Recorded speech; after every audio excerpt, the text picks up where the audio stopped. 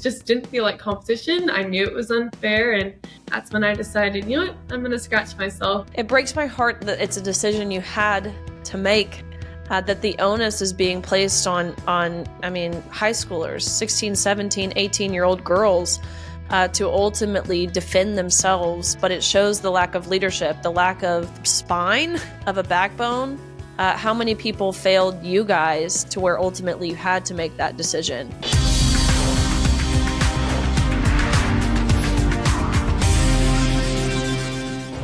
Hello, everybody. Welcome back to the Gains for Girls podcast. We have a super exciting episode for you guys today. We have 4 fantastic guests. One is the legal representation from America First Policy Institute of 3 incredibly brave girls who are joining today of the 7 plaintiffs involved in a new lawsuit coming out of the state of Oregon. You've seen the viral clips, but these girls are now putting their name, putting their face to this issue in a way that, of course, will influence the masses. But beyond that, we'll have a legal precedent to be set. So very excited and grateful for these girls. Before we get into that, I want to tell you, number one, go to youtube.com/OutKick. That's where you can find all things Gains for Girls. You can like, subscribe, watch old episodes. I encourage you to do it. We've had some fantastic guests on over the past few weeks. Just a few weeks ago, my husband Louis, if you want to hear this super awesome, like country British accent, go back and watch our episode talking about all things pregnancy. Very, very exciting. And again, why I'm so excited to talk to the 3 incredible plaintiffs from the state of Oregon today. And I want to tell you about today's sponsor. It is Cozy Earth. Look, their mission is to transform your 5 to 9. Obviously, most people are working from 9 to 5. They want to transform your 5 to 9, the time that matters most. They transform it into the most comfortable part of your day. And they do that with their incredible sheets. They have these bamboo sheets. They are temperature regulating. They are guaranteed to give you a comfortable night's sleep. They are made from viscose, from bamboo, meaning they naturally wick away heat and moisture from your body, helping you sleep several degrees cooler. Which actually, did you know, cooler temperatures when you're sleeping facilitate the body's natural drop in core temperature at night, which promotes the release of melatonin, a hormone that regulates your sleep. So, scientifically, you will sleep faster onset, right? You will go to bed faster and you will have improved sleep quality. You will wake up feeling incredibly, incredibly refreshed. So go to CozyEarth.com, use my code GAINS, GAINES, for 40% off. Best-selling temperature regulating sheets, apparel, and more. Trust me, you will feel the difference in the very, very first night. So as I mentioned, we're talking to these girls out of the state of Oregon. One of these girls who we're talking to today, both of which are on the lawsuit, but one who is on the podcast today, you've seen the viral clip of her not actually standing on the podium. State championship meet, high jump, she of course finishes top 8, but guess what? So does a boy in the girls division. So her, Reese is her name, and another girl by the name of Alexa, they decide they're not going to get on the podium. They decide to silently protest this male competitor and his allowance to compete in the women's division in this way. But instead of being respected or even just allowed to express themselves in this way, they were publicly admonished and reportedly removed from the track meet. It was a total violation of their First Amendment rights, of course, as well as a violation of Title IX, which is federal law, by the way, that the state of Oregon and many states, blue states across the nation, are continuing to defiantly ignore. So excited to talk to them. Keep watching to learn about ways that you can get involved as well, especially if you're in one of these blue states. If you've had to compete against a boy, or you know someone else who has, keep watching this interview here. Well, this is a very exciting episode of the Gains for Girls podcast. Clearly, if you are watching visually, we are joined by 3 beautiful high school girls who have been so brave and courageous in this fight, which we will get to that. And of course, we are joined by their representative in their new legal case, their new lawsuit, Jessica from America First Policy Institute, which, before I say anything, I'm the vice chair of Athletes for America with AFPI. The work that they are doing there in that division, in that realm, but so much more broad than that has just been so incredibly impactful. And I am so proud to be affiliated with AFPI. So Jessica, before we go to the girls and get their stories and hear from them, can you just briefly explain this new lawsuit, the basics of it, and what AFPI's legal argument in this case is? Yeah. Well, Riley, we're so excited to have you on our team. You've just been such a champion for girls sports. And honestly, at AFPI, in this lawsuit specifically, you've just been so helpful. And I know our girls feel the same way. So America First Policy Institute, we filed a lawsuit against the Department of Education in Oregon for having boys and girls sports. And our ladies here today, they were courageous and stood up for what they knew was right. Title IX is now being weaponized against them. On top of that, Reese is going to talk about it a little later, but there are actually clear First Amendment violation issues. Our girls, they're losing access to the podium, to the medal, to scholarships. And now on top of that, from this last state championship, they're now being sidelined. Their viewpoints are being suppressed. And so it's so simple. We'll get into this in more detail, but the solution is very simple. We need more girls to be courageous like these three girls are. And honestly, our leaders in the state, specifically here, the state of Oregon, we need them to be courageous and stand up for what they know is right and say no boys and girls sports. It's amazing to me how often those two things really go hand in hand. The gender ideology movement and the harm that it causes, and also the suppression of free speech, free expression. So grateful for you guys and for drawing that conclusion and laying it out so simply so everyone can understand. Now to the girls, can each of you just take a very brief second and introduce yourselves? Tell us, of course, a little bit about your story, what sports you compete in, and what has now brought you into this conversation. My name is Sophia Carpenter, and I do track and field, specifically high jump. And I've done it for 6 years now. So I've put so much time and effort into it. And I really just love it. I'm going to keep competing in college. That's my goal.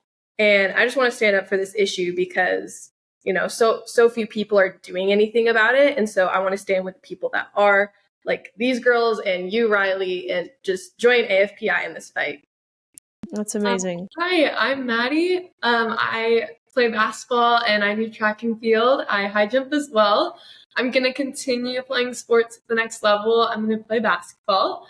But I've just been really drawn and involved in this issue ever since we chose not to jump against a biological male. And ever since then, it's just felt the passion and just the need for someone to stand up for, I think of my younger cousins. I think of all these girls that look up to me and just how valuable women's sports are and how important that is to me personally. I'm Reese Eckerd, and I do track and field, specifically also high jump.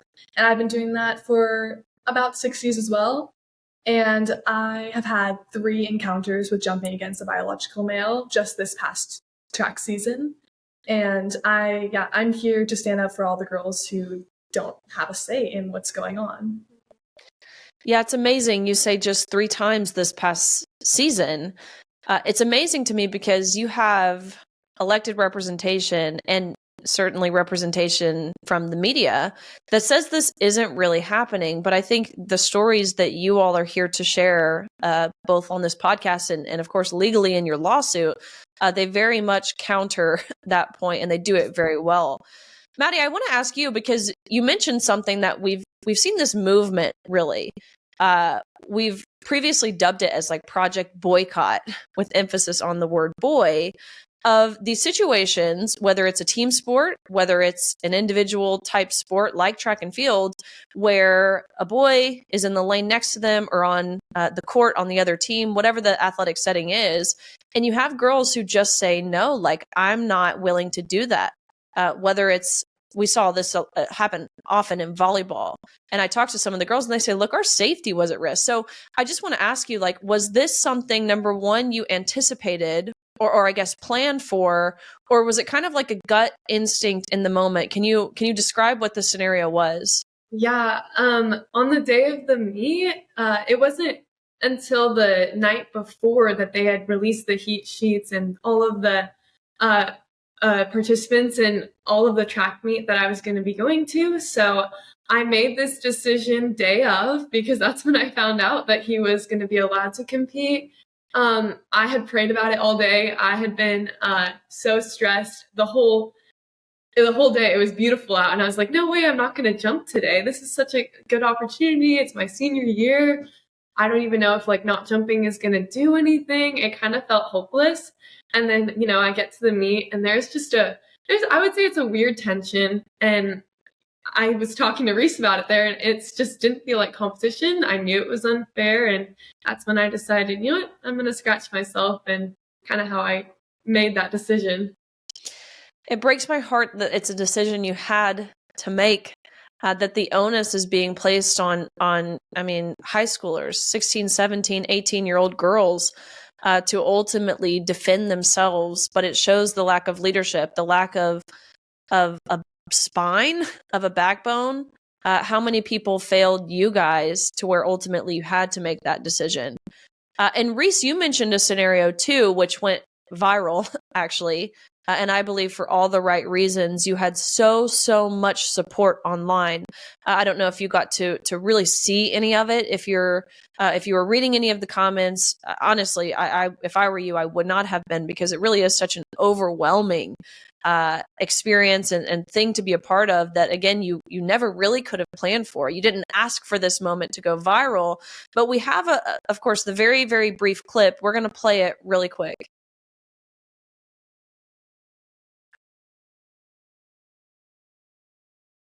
So take us through, Reese, what happened here, what the setting was, again, why ultimately you decided to step off the podium, and what followed following what we saw just on that very small clip.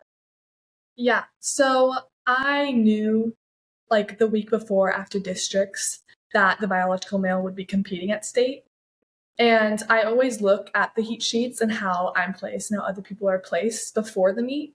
And so I saw that there was definitely a chance that he would make it on the podium.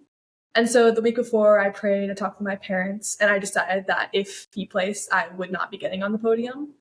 So I definitely had a lot of peace with that decision. So it wasn't as hard in the moment since I'd already decided.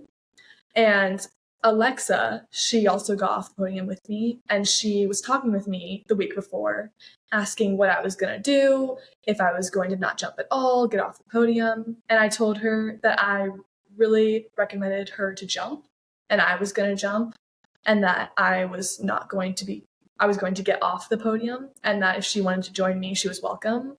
And so we both decided ahead of time that we were going to get off the podium.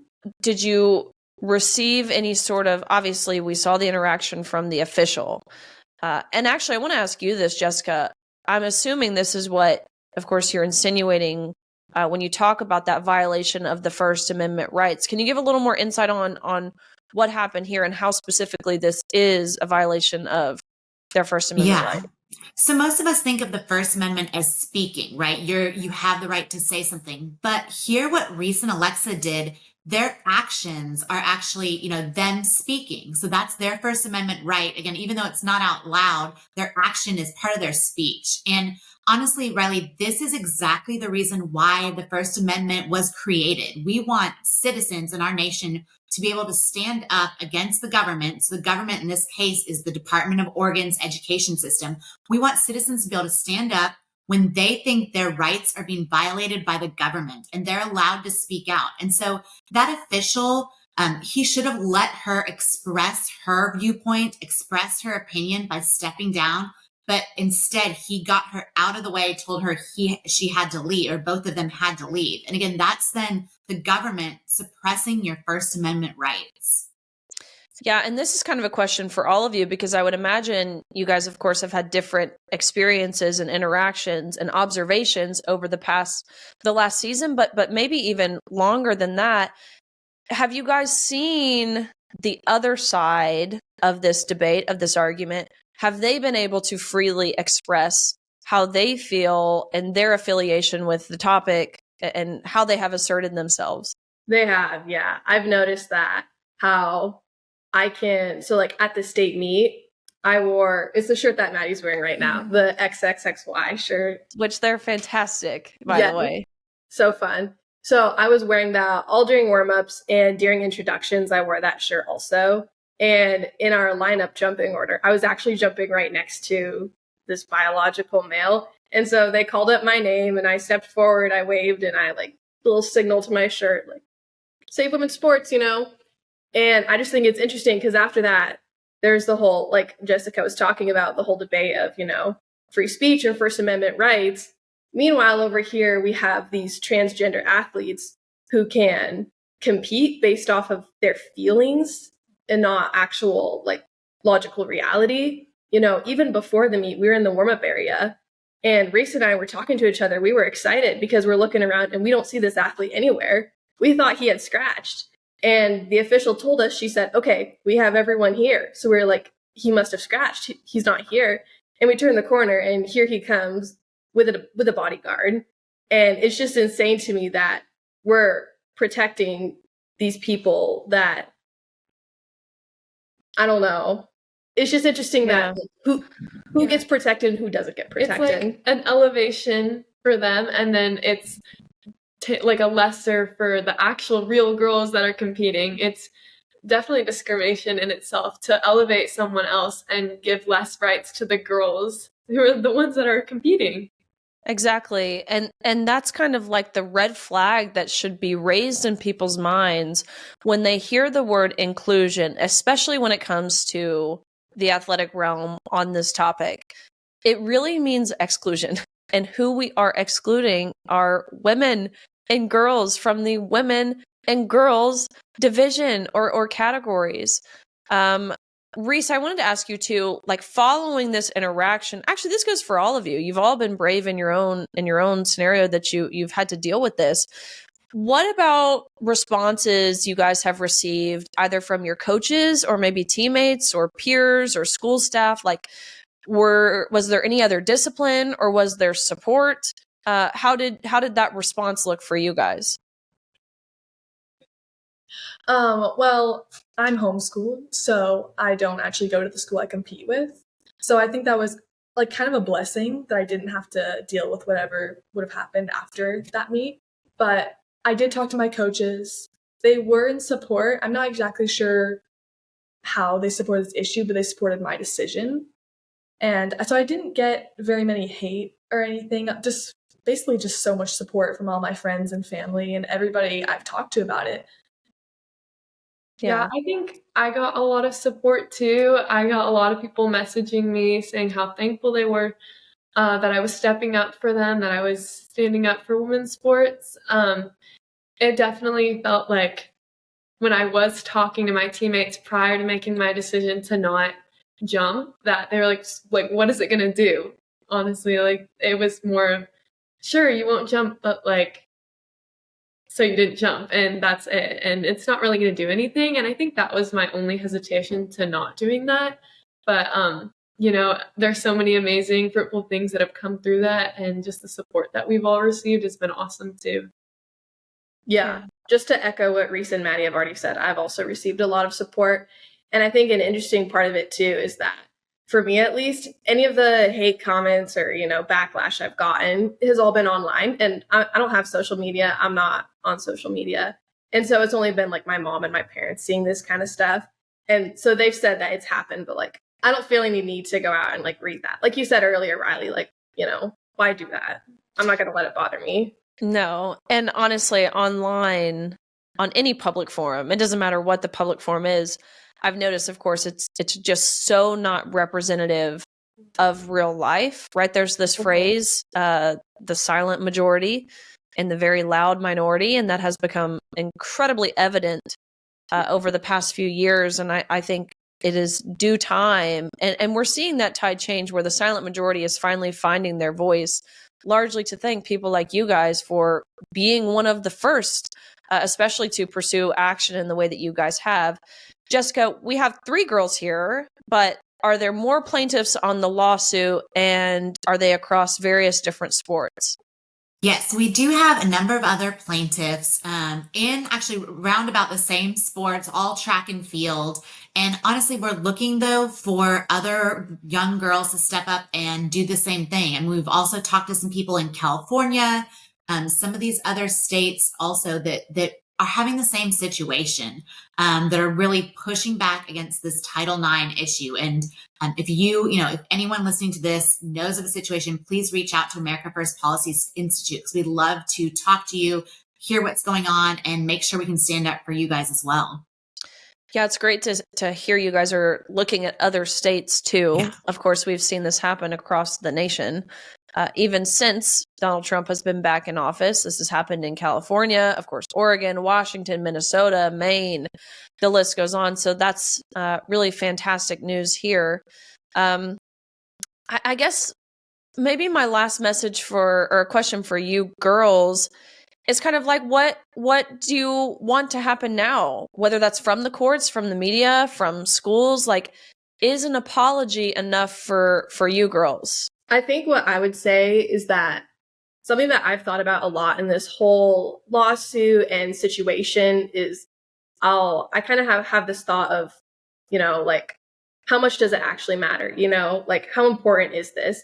And it's kind of these lies that get fed to me by culture and society that say, why this issue? It's not that important. It's just girls' sports. There are worse things happening out in the world. But I would encourage other girls, because there's so many hundreds of thousands of other girls across the nation that have experienced what we have, that I would encourage you to say, like, your voice does matter. And, culture is going to gaslight us and tell us it doesn't matter. You're being hateful, you're being exclusive. But I think we just have to constantly remind ourselves of the truth that this is important. And for me, at the end of the day, I see it as a justice issue and right from wrong. And so I think it's good to constantly remember that at the forefront of our minds. It was definitely an honor and super cool for all of us to get invited down to the Capitol and watch that bill get the vote forced. It was amazing to have people representing us and doing those shout outs for what we had done, what we had experienced. It was really cool to hear that, but then it was equally hard to listen to every single Democratic representative vote that what we had to say does not matter. And it's like you were saying, that small minority of just trying to make their voice louder. What I hope to see through this is just change and for protection of all those girls I think about when I do these things that are a little uncomfortable. I never imagined doing this pre-track season, but it's truly amazing, and I just hope for change to come out of it. Yeah, exactly. Yeah, I'm hoping for change as well. And I like both the meets I've sat out from, just like what I'm thinking about is my two sisters who are also doing sports. And I just think with me leaving to college, they still have to go through so many years of doing sports. And I just want this issue to not, like, they don't have to deal with this issue when they're in high school or when they're in middle school. And so I think I'm just really hoping for change. Yeah, I love that. And I loved, Sophie, how you described this as it's a matter of justice. That's what you guys are fighting for, which totally debunks the whole, like, that this issue is polarizing or very political. It's like a civil rights issue. So to see you guys pushing back in the way that you are, you guys are heroes in my eyes and eyes of 90+% of Americans and 100% of common sense Americans. Yeah. So very grateful for you guys. Jessica, what's next? I know we have seen in the months leading up to this lawsuit now being dropped, we've seen people like Harmy Dillon, who has come out and given great insight on this. So what's kind of the next big step, and how can we support AFPI? You mentioned, Yes. of course, those people in these states or anywhere across the nation that has had to deal with this issue or is fearful they may have to deal with this issue. Of course, get in touch. You can reach out to me personally. I can put you in touch with AFPI. People like Jessica, they're wonderful representatives and legal representation they have at AFPI, but super duper helpful to the cause to have those voices. So what else can we do to help support this lawsuit and more maybe to come? So like you said, Riley, so Trump, when he got in office, he signed that executive order that you were there for in February, to say no boys and girls sports. So that was, monumental. And then on top of that, we've had Attorney General Pam Bondi, Harmeet Dillon, who's at the Assistant Attorney General for Civil Rights there at DOJ. They have been very strong on this. Linda McMahon, who's the Secretary of Education, again, has been so strong on this. So we've been working hand in hand with both of them. And then obviously filed this lawsuit. And that's kind of what we're looking at. We're looking at, taking this lawsuit the full way against the state of Oregon. We're looking at other states. Like Riley said, reach out if you have a case. I think what you heard from all of these girls is, this is so important. I know it seems like maybe it's just a one-off, maybe we should just push it aside in your sport, get on with your life, get on with high school. But honestly, it's looking at those future generations. And I know I'm a mom, and Riley, you just had a recent announcement that you're about to be a mom, about to have a baby girl. And these girls here, these fantastic girls, and they have sisters, and one day they'll be moms too. What does high school sports look like in 10 years, in 20 years, when we have that next generation growing up? Title IX was enacted about 53 years ago, and the women that fought for it, they would just be shocked at what it's, been whittled down to by the left. This is such a strong, it took so much to get Title IX passed, and to have girls be equal in sports, have their own sports, to now, just completely erode that in one generation. So that's really what we're fighting for. So like Riley said, reach out to her, reach out to me, Jessica Steinmann. I'm at America First Policy Institute. We would love to hear from any of you. Yeah. Well, that's great. I guess my final clarion call, again, as I expressed to these girls and on this episode, it just breaks my heart that they're the ones left to ultimately take legal action in the way that they so courageously have. So my message to everyone, whether you are a student, whether you're a student athlete, I think especially to the parents, to educators, to coaches, like, do your part. Do what you can to prevent this issue from happening, to prevent young girls like Maddie, Reese, and Sophie from having to deal with this and make the hard decisions. So very, very grateful for you girls. I'm excited to see, of course, where you go in the future, both athletically, academically, what that success looks like for you, but also, of course, as it pertains to the lawsuit and the precedent you guys will be setting for many, many generations to come, like my younger daughter. So very grateful, and thank you guys. Thank you. Yeah, thank you. Thank you. Thank you guys for tuning in to the Gains for Girls podcast. As Jessica said, look, reach out to America First Policy Institute. They're legit, by the way. Just about half of the organization, it was formed really when President Trump's first term ended. Basically, this is where all of his cabinet members went. They started this organization doing phenomenal work to make sure that he was elected again, which of course he is. But just about to speak to how incredible these people are, just about half of them went back over to the White House to serve in Trump's cabinet. People like Brooke Rollins, who's the Secretary of Agriculture, people like Linda McMahon, people like Attorney General Bondi, all came from AFPI. So they're very legit, doing fantastic things.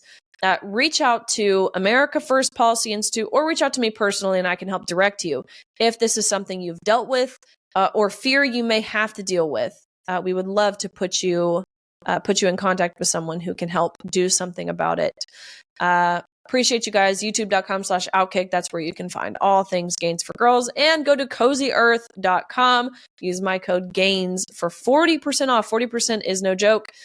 Best-selling sheets, loungewear, apparel. Again, CozyEarth.com. We will see you guys again next week.